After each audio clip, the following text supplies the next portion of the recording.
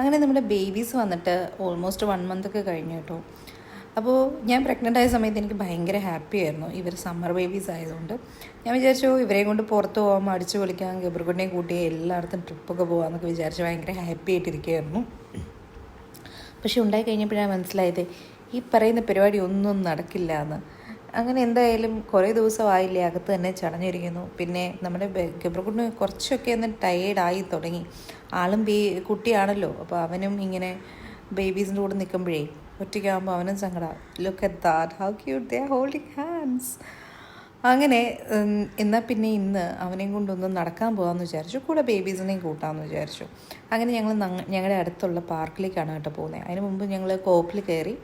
എനിക്ക് ഒരു കോക്കും അവന് ഒരു സ്ലഷിയും വാങ്ങിയിട്ടുണ്ടായിരുന്നു. അതായിട്ടാണ് നമ്മൾ പാർക്കിൽ വരുന്നത്. ആൾ തന്നെ കളിച്ചോളും കേട്ടോ. അവന് ഇത്തിരി ബോറിങ്ങാണ്, ഇഷ്ടമല്ല തന്നെ കളിക്കുന്നത്. എന്നാലും അവൻ തന്നെ കളിച്ചോളും. ബേബീസ് ഉണ്ട്, അമ്മയ്ക്ക് മേലാന്നൊക്കെ പറഞ്ഞിട്ട് ഞാനിരുന്ന് കണ്ട് കമൻറ്റൊക്കെ കൊടുത്താൽ മതി. നേരത്തെ ആയിരുന്നെങ്കിൽ അവൻ കളിക്കില്ലായിരുന്നു. ഞാൻ ആദ്യം ഇതിൻ്റെ മുകളിൽ കാരണം എന്നാലേ അവൻ കയറുള്ളൂ. പക്ഷേ ഇപ്പോൾ ആൾ ഒത്തിരി മച്ചുറായിട്ടോ, ഭയങ്കര അഡ്ജസ്റ്റിംഗ് ആയി. ചെറിയ കുട്ടികൾ വന്നു കഴിയുമ്പോഴത്തേക്ക് മൂത്ത കുട്ടികൾക്കാണ് എല്ലാം ഒന്ന് നഷ്ടപ്പെട്ടു പോകുന്നതെന്ന് എനിക്ക് തോന്നുന്നു. അല്ലെങ്കിൽ അവൻ്റെ കൂടെ എല്ലാത്തിനും നിൽക്കുന്നതല്ലേ അമ്മ. ഇപ്പോൾ അമ്മ ഇപ്പോൾ പ്രയോറിറ്റൈസ് ചെയ്യുന്ന ബേബീസിനല്ലേ. അപ്പോൾ അവൻ എന്തെങ്കിലുമൊക്കെ ചോദിക്കുമ്പോൾ ഞാൻ ചെയ്തു കൊടുക്കും കേട്ടോ. കാരണം അവനല്ലെങ്കിൽ വിഷമമാവില്ലേ. ഇത്രയും നാൾ അവൻ ഒറ്റയ്ക്ക് ഇങ്ങനെ രാജാവായി നടന്നിട്ട് പെട്ടെന്ന് വേറൊരാൾ വന്ന് അവൻ്റെ ഇതെല്ലാം പോകുന്നു. പക്ഷെ അവനങ്ങനെ വിഷമമൊന്നുമില്ല, അവൻ ഭയങ്കര ഹാപ്പിയാണ്. അവനെല്ലാം ചെയ്യാനായിട്ട്, പഠിക്കാനായിട്ടും ബേബീസിനെ ഫുൾ ടേക്ക് കെയർ ചെയ്യാനായിട്ട് അവന് ആഗ്രഹമുണ്ട്.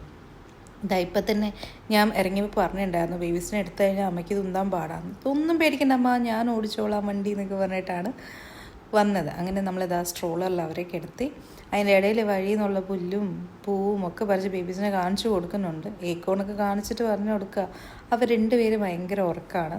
ഇപ്പം നമ്മൾ എന്തായാലും പെട്ടെന്ന് തന്നെ തിരിച്ചു പോകേണ്ടി വരും. നമുക്ക് ഒത്തിരി നേരം സ്പെൻഡ് ചെയ്യാൻ പറ്റില്ല. കാരണം അവരിനിപ്പോൾ എഴുന്നേൽക്കുമ്പോൾ അവർക്ക് പാല് വേണമല്ലോ. പാല് കുടിക്കാൻ ടൈം ആകുമ്പോൾ അവർ എഴുന്നേൽക്കുന്നതിന് മുമ്പ് നമുക്ക് വീട്ടിലെത്തണം. അപ്പോൾ അത്രയേ ഉള്ളൂ. Tata, bye bye.